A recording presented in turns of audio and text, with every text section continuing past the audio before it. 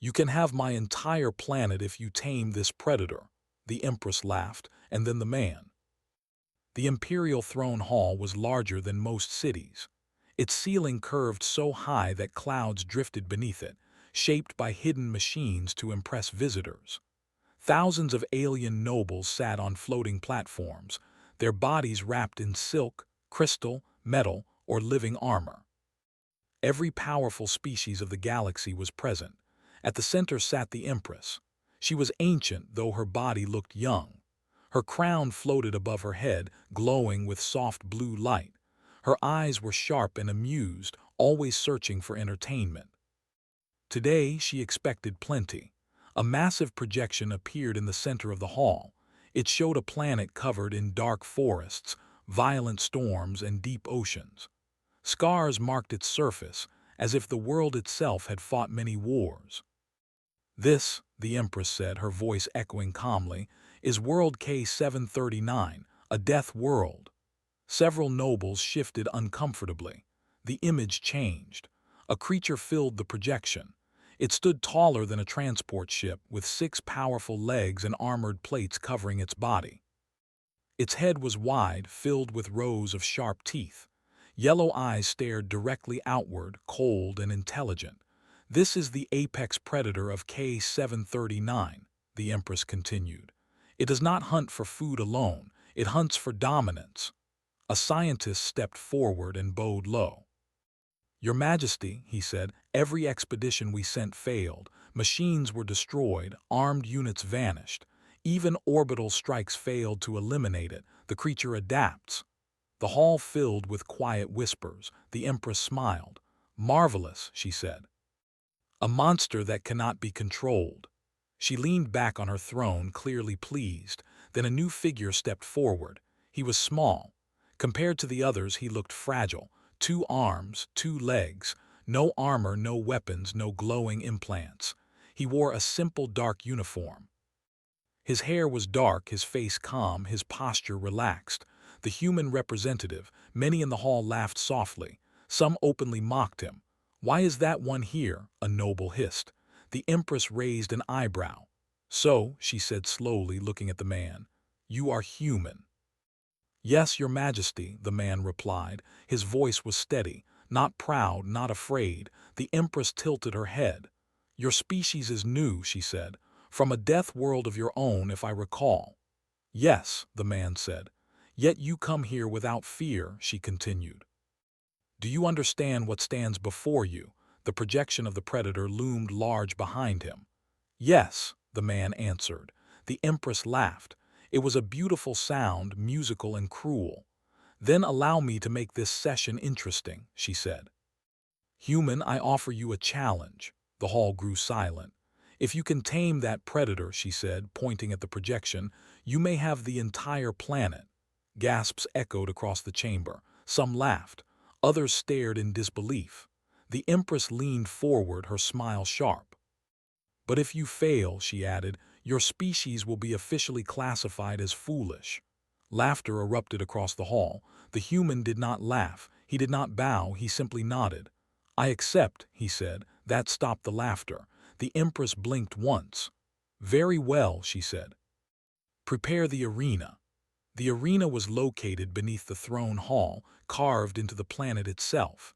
Energy walls surrounded it, strong enough to hold collapsing stars. At least, that was the claim. The predator was already inside. It paced slowly, claws digging into the metal floor. Every movement was controlled, deliberate. It was not panicking, it was waiting. The nobles watched from above, protected behind thick shields. The human stood at the entrance gate. Still no weapons, still calm. A commander approached him nervously. "Human," the commander said, "this creature has killed thousands. Are you certain you wish to proceed?" "Yes," the man replied. "Do you require armor, a control device, anything?" "No," the commander hesitated. "Then good luck." The gate opened. The human stepped into the arena. The predator froze. Its eyes locked onto him instantly. The creature lowered its body, muscles tightening. Sensors showed its heart rate increase. Energy readings spiked. The nobles leaned forward eagerly. 10 seconds, one whispered. 5, another replied. The human stopped walking and stood still. He did not stare directly into the creature's eyes. He did not raise his hands. He simply breathed. Slowly, the predator growled, a deep sound that shook the arena. It took one step forward, then another. The human did not move. Memories passed through his mind, not fear but understanding. Humanity had not conquered its world by being the strongest. They survived because they learned patterns. They learned behavior. They learned when to fight and when not to. The predator charged. The nobles shouted. Some turned away, but the human did not run. At the last moment he shifted his stance slightly, not aggressive, not weak, balanced. The predator skidded to a stop just meters away. Metal groaned beneath its claws. Silence filled the arena. The creature tilted its head. It sniffed the air. The human slowly lowered himself to one knee. Gasps echoed above. "Is he surrendering?" someone whispered. "No," a scientist muttered. "He's changing posture." The predator stepped closer. The human kept his eyes lowered, not submissive but respectful. Seconds passed. Then something impossible happened. The predator sat down. The Empress rose from her throne. Her smile was gone. The human slowly stood. He spoke softly, though no translator was needed to understand his tone. "I am not your enemy," he said. The predator exhaled, a deep, steady breath. The arena sensors went quiet. No aggression, no attack, only awareness. The nobles stared in stunned silence. The Empress whispered, almost to herself, "What have you done?" The human did not answer. He simply stood beside the galaxy's greatest monster, unharmed. And for the first time in imperial history, the predator did not bow to fear. It chose to wait. The predator remained seated, its massive body still, its yellow eyes watching the human with careful focus. It did not growl. It did not attack. It simply observed. Above the arena, the nobles had forgotten how to breathe. "This is impossible," one scientist whispered. "Its aggression index should be spiking." The readings showed the opposite. Calm, controlled. The Empress stood slowly from her throne. Her long robes drifted like liquid light as she stared down at the arena. "Explain," she demanded. No one answered. Below, the human took a slow step back, not in fear only, to give space. The predator followed him with its eyes but did not move. The human turned his body slightly, presenting his side instead of facing the creature directly. It was a small action. Most species would not even notice it, but the predator did. Its head tilted again. In its world, direct stares meant challenge. Turned bodies meant choice. The creature made a low sound, not a threat, something closer to thought. The nobles watched, frozen. "He's not controlling it," a commander said softly. "He's talking without words." The Empress's fingers tightened on her throne. "Bring me the biological data," she ordered. A screen appeared beside her, filled with scrolling symbols and images. "The predator's brain structure is complex," a scientist explained nervously. "Highly adaptive. It learns patterns faster than most sentient species." The Empress's eyes narrowed. "And the human," another screen appeared. "Human neural patterns show extreme emotional regulation under threat," the scientist continued. "They suppress fear responses, but not completely." "Why not fully?" the Empress asked. The scientist hesitated. "Because humans don't remove fear," he said. "They listen to it." The Empress said nothing. In the arena, the human slowly sat down on the metal floor. The nobles gasped again. "He's making himself vulnerable." The predator stood. Metal bent under its weight as it stepped closer. The human did not look up. His breathing remained slow, steady. The predator leaned forward, its massive head lowering until it was only a short distance away. One bite could end everything. The human spoke again, softly. "I know what you are," he said. "You protect your land, you test strength. You don't kill without reason." The words meant nothing to the creature, but the tone did. The predator's breathing slowed. Its tail stopped moving. The human raised one hand slowly, palm open, not reaching, not demanding. The predator sniffed the air near the hand. Sensors spiked, then dropped. No attack. No alarm. The Empress felt something unfamiliar twist inside her chest. Uncertainty. This was meant to be entertainment, she said quietly. Around her the court had gone silent. Minutes passed. Then the human stood and took 3 steps toward the exit gate. The predator did not follow. Instead, it turned its body slightly, placing itself between the human and the armed guards outside the arena. A ripple of shock passed through the throne hall. "It's protecting him," someone whispered. The Empress's eyes widened. The human stopped and turned back. "Stay," he said gently. The predator hesitated. Then slowly it sat again. The human nodded once, then exited the arena. The gates sealed shut behind him. The nobles erupted into chaos. "This changes everything. Death worlds are no longer secure. Humans are dangerous." The Empress raised her hand and the hall fell silent. She looked at the human standing alone on the arena platform. "You did not tame it," she said carefully. "No," the human replied. "Then what did you do?" "I understood it." That answer disturbed her more than any display of force. Hours later, the human was escorted through the Imperial Research Wing. Guards kept their distance now, not because he asked, but because they chose to. Behind reinforced glass, the predator rested calmly. It watched the human pass and made a low sound. Recognition. A scientist approached, trembling. "We tested its reaction," the scientist said. "When other species approach, it becomes aggressive.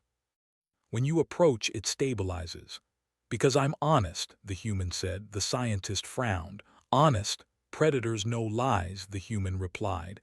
"False confidence smells wrong. Fear hidden behind pride smells worse." The scientist swallowed. "You weren't afraid in the arena." "I was," the human said simply. "But fear doesn't mean panic, it means respect." The scientist had no reply. News spread fast. Across the empire, messages flew from world to world.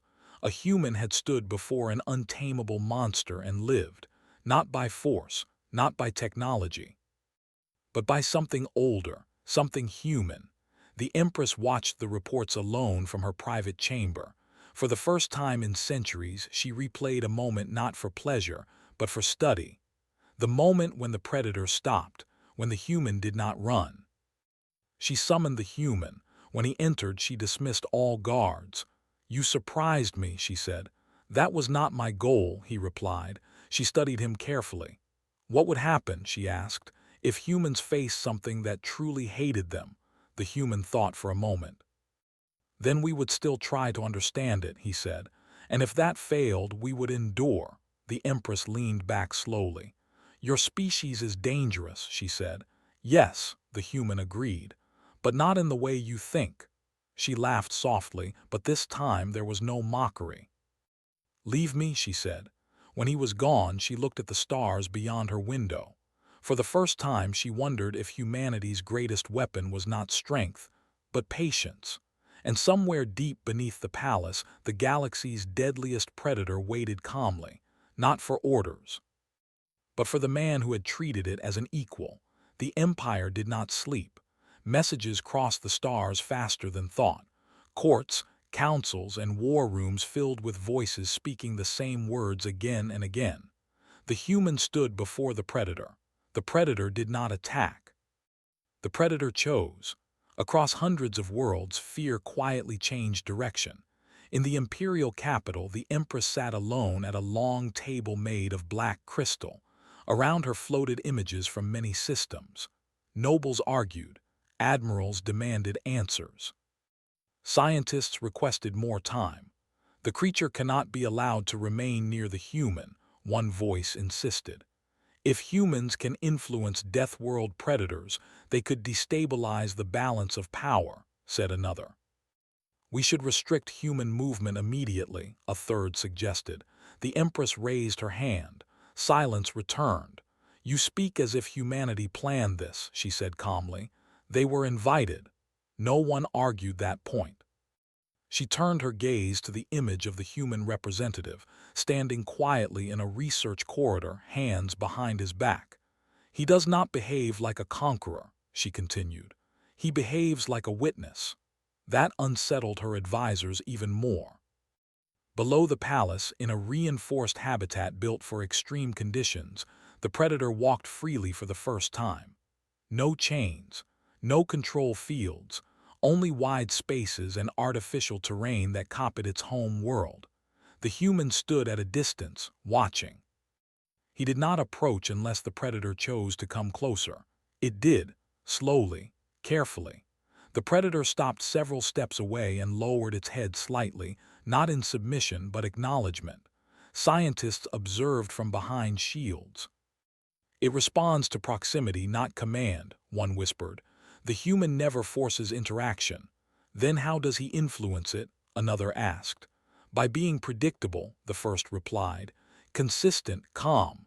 The predator circled the human once, then lay down. The room released a collective breath. The Empress arrived unannounced. When she entered the habitat, every guard stiffened. She raised a hand, dismissing them. I wish to see, she said. The human nodded and stepped aside. The predator lifted its head, eyes narrowing as it sensed a new presence. The Empress stood still. She did not smile. She did not laugh. She waited. The predator watched her carefully. Then it looked back at the human. Only after the human gave a small nod did the predator relax. The Empress noticed, her expression hardened. So, she said quietly, even monsters require trust. Yes, the human replied, especially monsters. She studied the predator. On my worlds, she said, creatures like this are killed from orbit. And on ours, the human answered, they teach us where not to walk. She turned to him sharply. You are not afraid of it. I am, he said. That's why I'm careful. She considered that. Fear guides you, she said. It does not rule you. No, he agreed. Fear reminds us we are alive. The Empress left without another word. The political consequences arrived within days. Several allied species demanded access to human behavioral training. Others closed their borders entirely. A few quietly withdrew from imperial treaties. Humanity had not fired a single weapon, yet the galaxy shifted. The Empress convened an emergency council. This species does not dominate through force, an admiral said. They change outcomes by existing. That is more dangerous, another replied. The Empress listened, expression unreadable. Summon the human, she said at last. When he arrived, the council chamber felt smaller, not because he was large, but because everyone felt exposed. You were offered a planet, the Empress said. Do you intend to claim it? No, the human replied. Murmurs spread. Why not? She asked. Ownership invites conflict, he said. Stewardship invites cooperation. The Empress leaned forward. You refuse power. I refuse unnecessary power, he answered. That answer shook the chamber. Then what do you want? She demanded. To protect the balance, he said, including from ourselves. The Empress studied him for a long time. And the predator, she asked. What will you do with it? The human turned slightly, looking through a window into the habitat. Nothing, he said. It will decide.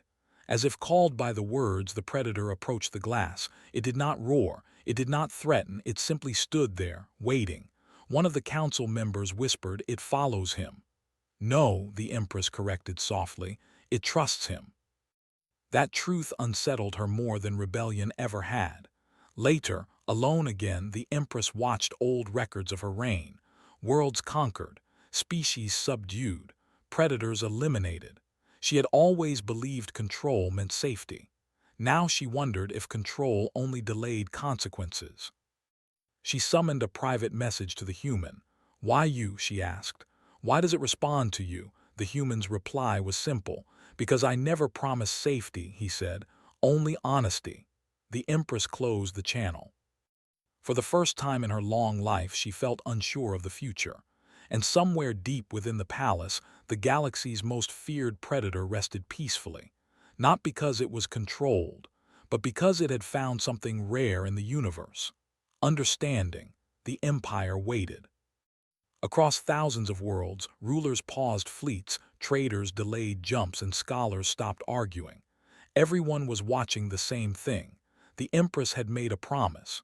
Imperial promises could not be undone, yet she had laughed when she made it. In the High Court of Law, ancient machines awakened. These systems had judged emperors, erased dynasties, and rewritten borders. They did not care about pride. They only cared about spoken word. The Empress stood before them, calm on the outside. Inside, her thoughts moved like a storm. "Activate the vow record," she commanded. Light filled the chamber. Her own voice echoed back, clear and undeniable. "If you can tame that predator, you may have the entire planet." The court fell silent. The judge construct spoke. "Condition met," it said. "The predator has accepted the human as a trusted equal." The Empress closed her eyes for a brief moment. "So it is done," she said softly. A world, one of the most dangerous in the galaxy, was no longer hers.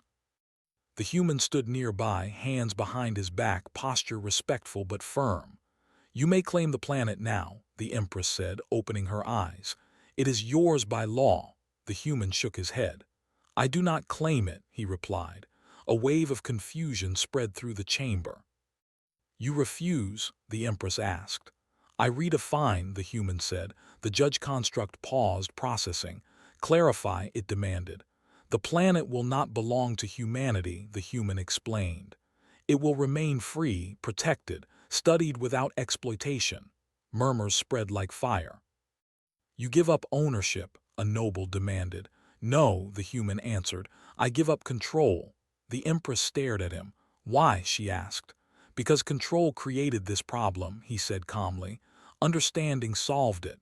The judge construct calculated again. "Proposal accepted," it said. "Planet designated as neutral sanctuary. Human species assigned as primary stewards." The Empress felt something heavy settle in her chest. She had lost more than a planet. She had lost certainty. The predator was released, not into chains, not into war, but into its world. Ships hovered high above the planet as the creature stepped onto familiar ground. The storms howled. The forests moved. The predator paused and turned. The human stood at the edge of the landing platform. He did not call out. He did not gesture. He simply waited. The predator made a low sound, not a roar, not a threat, acknowledgement. Then it walked into the wild. Across the galaxy, sensors confirmed the impossible. The death world stabilized, not because it was conquered, but because it was respected. The Empire reacted quickly. Some species panicked and armed themselves. Others sent diplomats. A few sent observers hoping to learn. The Empress watched it all from her throne. "Humans have changed the rules," an advisor said, "without firing a single weapon." "They did fire one," the Empress replied quietly. "What?" the advisor asked. "Perspective. She summoned the human one last time. When he arrived, there were no guards, only the Empress." "You embarrassed me," she said plainly. "That was not my intent," he replied. She studied him carefully. "Most would have taken the planet," she said. "They would have taken power." "And lost trust," he said. She laughed once. "But this time it was not cruel, it was tired." "You know," she said, "I laughed because I believed you would fail." "I know," the human replied. "And yet," she continued, "you succeeded in the one way I never expected." She stood and walked toward the massive window showing the stars. "My empire is built on fear," she said. "Fear of me, fear of each other, fear of the unknown." She turned back to him. "And you walked into fear and spoke to it." The human said nothing.